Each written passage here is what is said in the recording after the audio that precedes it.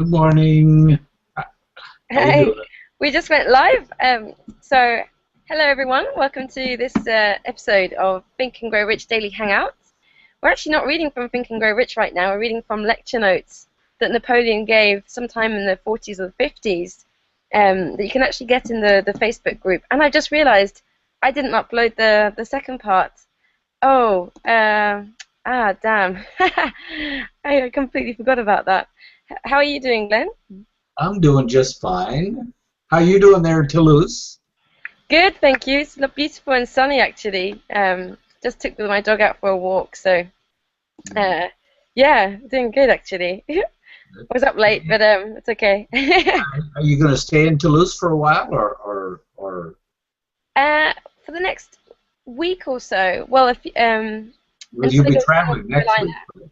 Yeah. Yeah, my dog is staying here. I'm going to North Carolina on Thursday, Wednesday, arriving Uh-huh. Thursday, and then coming back and leaving sometime after that to go to Portugal. So, like a bit of just a quick stop to break Yeah. up the journey, really. So, hi Tracy. Hello. You were saying you're taking a quick stop on where? Well, no, just that Toulouse is a quick stop. I'm Oh, just as we sort of because we were in the other side of France, so I'm actually just going to upload the second PDF because I forgot to do that, and that means only I have it. So unless nobody wants to read and I can read again, I don't really mind. uh, would either of you like to read? I might have to get up and move around a bit during this call. So Okay. Geraldine or Glenn, either of you? Uh, okay. I guess how would I see it? Oh, I just uploaded it. It's number 2 of 9 in the Facebook group. Okay, so I've got to go and drop it in here. Hold on. Yeah. So uh, oh, actually, the funny thing is, just as I was setting up the Hangout, our friend the bird Yes. was making noise again. He was really loud. yeah, And ask you the guys bird weren't to here read. yesterday, but we did an amazing reading. Actually, I love that passage about how when Napoleon was being criticized, all sides, by his family, who was saying, you're working for the richest man on planet Earth, and he's not paying you anything. Because Andrew Carnegie did not pay Napoleon Hill to do the interviews. He just gave him a letter to say, this man has my backing to interview you. I'd take Yeah. that. Yeah, so he had his stepmother and Andrew Carnegie basically were his only supporters. And so whenever he felt down, he would go and speak to them, and they would be like, keep going, keep going. So, and as we read that, a little bird was started singing extremely loudly. It was so funny. Appealing Mm, coincidence. It's I Napoleon Hill's stepmother, reincarnated. know. yes. Encouraging us, right? Yeah, So much for the so much for the stereotype of the wicked stepmother. yeah, it does put that into question a bit. It's on page 6, Glenn. Yeah. We've Okay. got Yeah, I'm going to bring it up here. And we're on page 6, huh? that's right, and it was the Okay. sixth premise is what we were on. So basically, if you didn't see yesterday, he was just talking about um, perfect harmony, like having an alliance of people around you, a mastermind, but not just a mastermind in the business sense. He's also talking about people that have got your back, basically, and that will cheer you on, and how important that is for entrepreneurs. Um, so we've looked at all these different premises of creating that, and we're at the sixth one now. You got it, Okay. Glenn? I think I've Oh, got you it have. here. Cool. Let's see. Let's see. Now you had stopped A bit higher up. just a little higher up. Oh, the sixth premise, right? I think you had Exactly. stopped That's just. it. Yeah. Yeah. Yeah. Okay. The sixth premise. All individual successes based upon any kind of achievement above mediocrity are attained through the mastermind principle and not by individual effort alone. Just imagine how little you can accomplish if you didn't have the cooperation of other people. Suppose that you are in a profession. Suppose that you are a dentist, a lawyer, or a doctor, and suppose that you didn't understand how to convert each one of your clients or patients into a salesman for yourself. Imagine how long it would take to build up a clientele or a following. The outstanding professional men understand how to make a salesman out of every person they serve. They do it by indirection. They don't go about it directly. They do it by going the extra mile, by going out of their way to be of unusual service. They make salesmen out of all their clients. Most successes are the result of personal power, and personal power of sufficient proportions to enable one to rise above mediocrity is not possible without the application of the mastermind principle. During the first term of FDR in the White House, Napoleon had the privilege of working with him as a confidential advisor. It was Napoleon who laid out the skeleton of the propaganda plan that took the words of business depression out of the headlines of the papers and substituted in their business recovery. On the Black Sunday, there was a meeting at the White House, and the banks were closed the following Monday morning. People were lined up in front of the banks all over the country to draw out their deposits. They were scared to death. They had lost confidence in their country, in their banks, and in themselves and everybody else. Some still had confidence in God, but didn't show much signs of it. They sat down and worked out a skeleton of a plan of procedures that created one of the most outstanding applications of the mastermind that this nation has ever seen. It was only within a matter of weeks that they had taken all of the fear out of people, and only a matter of days until salesmen on their own who had run out of funds, who couldn't get money, were laughing about it and not in any way scared about it. Napoleon got very smart when he found out what was coming, and he ran down to the bank and got a $1,000 bill.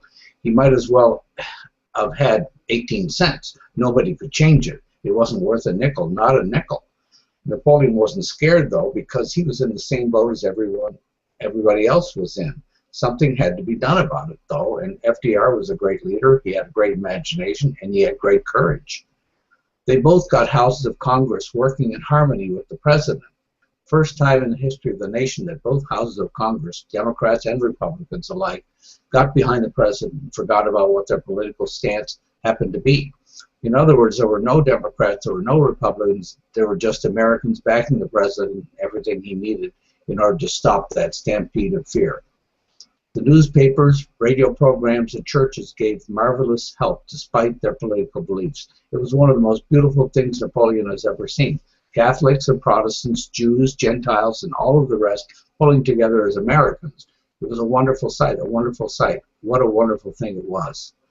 They all got behind the president. Every one of them made some sort of contribution towards reestablishing faith in the people in America. During those hectic days, there wasn't any doubt in the minds of the majority of the people who didn't think that Mr. Roosevelt was the only man that could possibly have handled that chaotic condition. FDR did it because he had a mastermind alliance that was unbeatable. There are alliances for purely social or personal reasons consisting of one's relatives, friends, and religious advisors, where no material gain is sought. The most important of this type is the mastermind alliance, which may exist between a man and his wife. Napoleon couldn't emphasize if he had great magnetic powers. He couldn't overemphasize the importance to those who are married of going to work immediately and rededicating that marriage to a mastermind alliance based on this lesson. It will bring joy, health, and success to your life. It's a perfectly marvelous thing when a real mastermind alliance exists between a man and his wife. Then there are alliances for business or professional advancement consisting of individuals who have a personal motive of a material or a financial nature connected with the object of their alliances. Napoleon imagined that the majority of the people who were in his class during the recording were forming their first mastermind alliances for purely economic or financial advancement purposes, and that's perfectly legitimate. That's one of the reasons why Napoleon's students took this course. If you haven't done so already, you should start in immediately now to form a mastermind alliance for that purpose. If you can only find one person, that's all right. Start off with one. Look around until the two of you select another. Now you can't select another one but the two of you. Then when you go to select the third person, be sure that the second one that you already selected is in accord. That's important. When you go to select the fourth, the three of you then will pass on to the fourth, and you'll go over the matter very carefully before you make any member of the alliance. When you go to select the fifth, the fourth of you will select the fifth the four of you will select the fifth. In a mastermind alliance, there is no such thing as one person dominating, except in this respect. Generally speaking, one person is the leader. He or she is a coordinator and the leader, but he or she in no way undertakes to dominate their associates, because the very moment you start to dominate anybody, you find resistance and rebellion. In the mastermind alliance, it must be one continuous spirit of perfect harmony, where you move and act as if you were only one mind. The American system of free enterprise is another example of the mastermind principle. This system is the envy of the world because it has raised the standard of living of the American people with an all-time high level, despite the fact there's no perfect harmony, but there is motive. There is motive to the American system of free enterprise to inspire every individual to do his best. There is motive there. Incidentally, more and more industry and business is coming to understand that they can go a step farther. Instead of just having cooperation or coordination of effort between management and the workers, that they can have the mastermind principle by sharing the management problems, by sharing the profits, by sharing everything. Wherever Napoleon has been successful in influencing any business without that policy, the business has made more money than it had ever made before. Employees receive more wages and everybody is happy. General instructions for forming and maintenance of a mastermind alliance.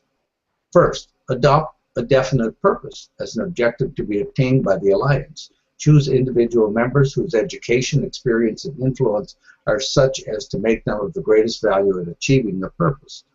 A lot of times, Napoleon asked his students, what is the most favorable number for a mastermind alliance? How do you go about selecting the right sort of people for your mastermind alliance? The procedure is exactly the same as if you were starting into a business and you were choosing employees. What kind of employee would you choose? Dependability out to be at the top of the list. If a person is not dependable, Napoleon doesn't want any part of him in a business transaction. No part of him, no matter how brilliant he may be, no matter how well educated he may be. The more educated he is, the more dangerous he may be if he's not dependable. If he's not loyal, Napoleon would say the same thing. If an individual is not loyal to those he owes loyalty to, then he has no character whatsoever, and Napoleon would want no part of him.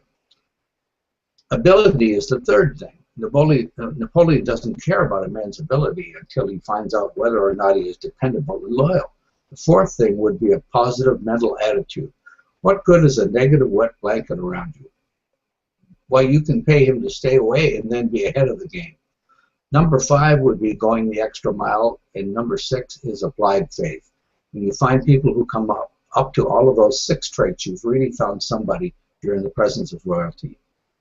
Some businesses, if you're wanting to run a peanut stand, you may need only 1 person. But if you're running a chain of peanut stands, you might need 100 persons. As to the qualifications of a mastermind alliance, take those 6 points, and there's the qualification. There must be dependability, there must be loyalty, there must be ability, they must have a PMA, they must be willing to go the extra mile, and they must have applied faith. Don't settle for anything less. You find a man that has 5 of those and doesn't have all 6 of them, you be aware of him before you start. They're all essential in mastermind relationship. You couldn't have perfect harmony unless you were working with somebody who checked 100% on all of those 6 points. You just couldn't have a mastermind alliance. You might have a working arrangement like so many people do, but it wouldn't embrace all of the potential values of a mastermind. Next, determine what appropriate benefit each member may receive in return for his cooperation in this alliance. Remember, nobody ever does anything for nothing. They never do. When you give love to somebody, you don't do that for nothing. Let me tell you something. You get plenty out of that because you have the privilege of loving is a great privilege. Even though the love is not returned, you still have the benefit of that state of mind known as love.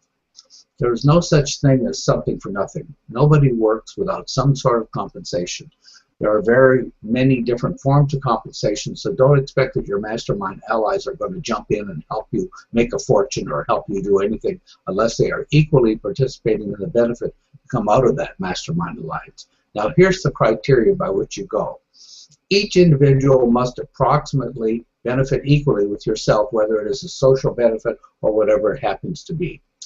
If Napoleon went down to the bank and wanted to borrow $10,000, what would be an edict with the motive for the bank lending him that money? Two motives, all of them under the heading of desire for financial gain. A bank would be delighted to loan as much money as he could take away if he gave them 3-to-1 security. They want collateral and they want profit on that loan. That's what they're in business for. When a man asks the girl of his choice to marry him, what's the motive there? Audience member, love.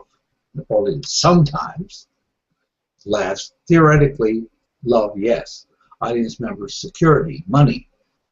Napoleon, isn't this interesting? I bet out of all the people sitting here, everyone will have a different idea or definition as to what the motive is when a man asks a girl of his choice to marry him, and she accepts.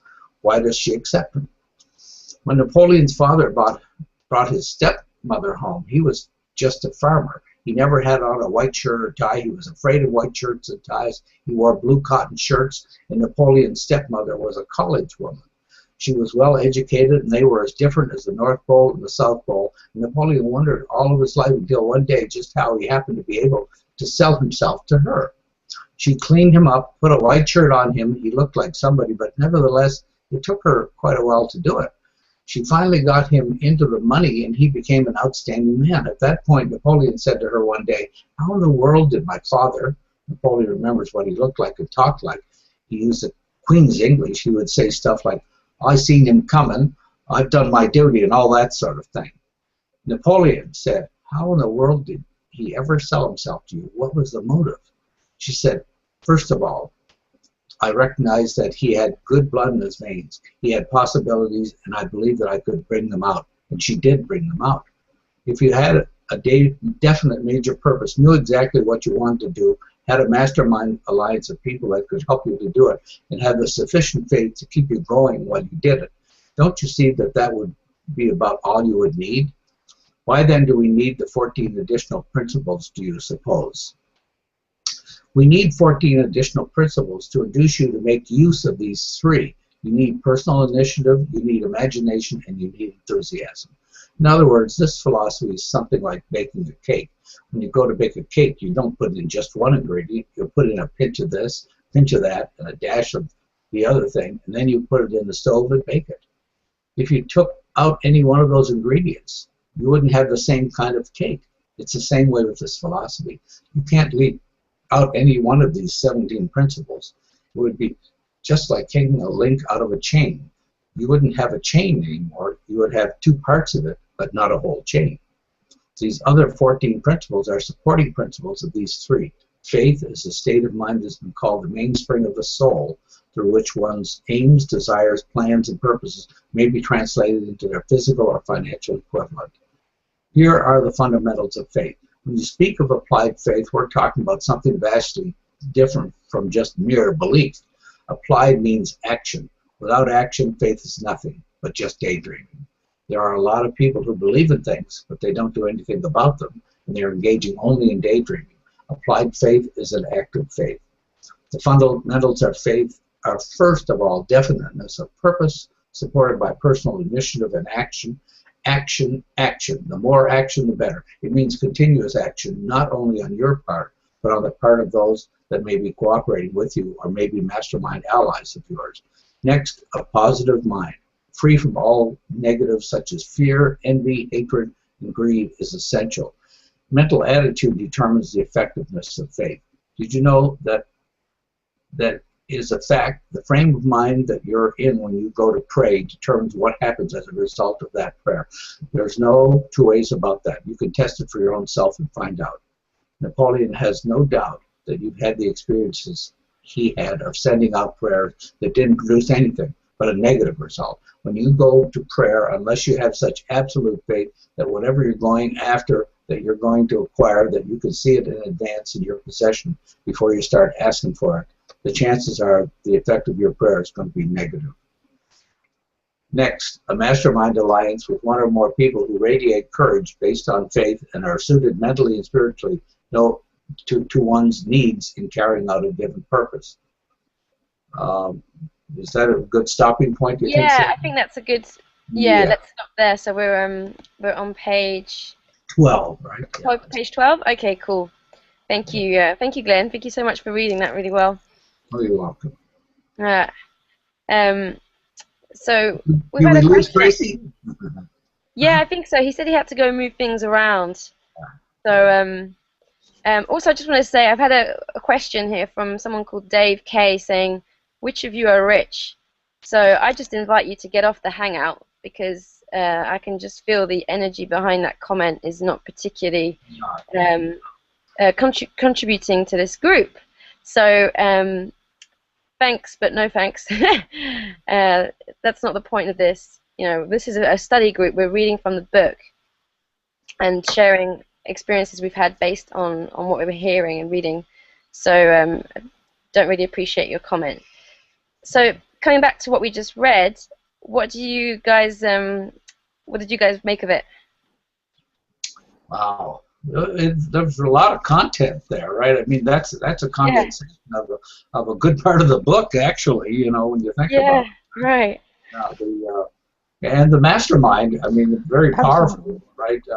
The criteria he uses for selecting the mastermind, you know, and definiteness of purpose. Well, you know, I think that's pretty clear on what we're doing here, right? We're definitely studying his, the principles of these successful people. Yeah, exactly. I liked how he just basically he says it boils down to having a definite purpose of what you want to do, having a mastermind alliance of people that can support you, and having the faith that you can do it, and that being like the basic three things that you need, but then obviously everything else kind of helps those three things to I like the PMA, positive mental attitude. Yeah, PMA. That's what the first thing I would have to do is make sure I have all 6 of those things and go through that checklist and make sure I'm bringing it back to the group first. Yeah, exactly. Yeah, it's good to bring all of that, right, to the group, right, that you're going to be in, you know, sure. And then, you know, the other thing, too, I think in Mastermind is that, you know, you kind of want somebody that does complement what your skills are, right, or your thinking or your attitude. I was thinking about that a lot, too. Yep. You don't want people that are exactly like you. I like the way he talked about, too, also starting with 2 people and then building on more. Yeah. Because I kind of wondered about that yesterday when he was talking about Andrew Carnegie, and I thought, does Andrew Carnegie's thing work? You know, Andrew Carnegie's thing kind of worked where, you know, the steel company was the main thing, and were the others equals? Were they getting the same thing out of the mastermind, or did they have different masterminds where they, like, you know, how that worked? Yeah. And this kind of cleared it up a little better. Yeah. And that's the thing about the you know, when you approach prayer, and you know, it doesn't necessarily mean religion, right? Prayer is thinking, you know, is putting yourself in the frame of mind of being spiritual about your desires and so on. Yeah. And when you approach that, if you approach it right, then you know you're going to have a better success with prayer too. Is Geraldine's mic not working again? I'm not sure, actually, is it? Oh yeah, we can hear you. Cool. I also liked what he shared earlier on about the FDR and the depression and how they changed the language that people had and the atmosphere just by, you know, like, isn't that amazing? Yeah. Because so many people think that that's kind of that the something like a depression is unmovable, but actually it's just perception of mind. And once he was able to start changing that by getting everyone to work together, it went, didn't it? It just kind of stopped. So it's it was quite an application of the mastermind, right? It was. Really on a bigger level, exactly. Yeah, and I just remembered it's Friday actually, so I don't know how everyone's going with their habits. I know mine's totally fallen off the wagons. We know you're getting ready for your trip too and all that. So yeah, and I'll just explain because there's a lot of new people who've been joining the group recently. What I started last month was I read an amazing book, another amazing book called The Power of Habit by Charles Duhigg. I highly recommend it. And it's he's a New York Times journalist, and the book was a bestseller, and it's all about how people do these habits unconsciously and how you can actually become more aware of them and just shift them around so that they support what you actually want. Because a lot of the time we have habits that support what we don't like and we don't even know. And so I had the idea that we could use this group and the fact that we come together to sort of encourage each other with one habit a month, because a lot of habits, if some people try and like do, I've done this a lot, you know, you get excited and you decide you're going to do 6 things at once, but actually much more effective is to pick one habit and really just give it your all for a month.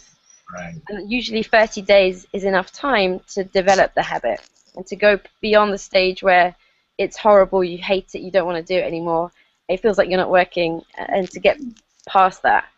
Mm-hmm. So how is everyone going? You want to share? You know, I'm succeeding on my declutter. I seem to be moving ahead on that. And then, of course, I started a morning meditation. I'm doing the Bob Proctor every day now for 30 days. So that's a good thing, you know, the meditation. It's a good way to start the day, you know. Good job. How about you, Charlie? I'm doing really well on the exercise thing. I'm still not doing that every day. The blogging thing, I did my first one yesterday, so it took me a week of going, ooh. But I did do it yesterday, and I'm the type of person, once I started and I say I'm going to do it, that, you know, I will do it then. So it was interesting just to notice, though, that it was that horrible feeling of kind of procrastinating and not quite doing it, and the uneasiness of saying I was going to do it and I didn't do it. So yeah, that was really interesting to notice. Yeah. I'm still working on being. Oh, sorry. Go ahead. Sometimes you put more energy into not starting, but when you started, it's pretty easy, right? You know, actually, right? You know, it's funny. You know, you have to overcome that. You know.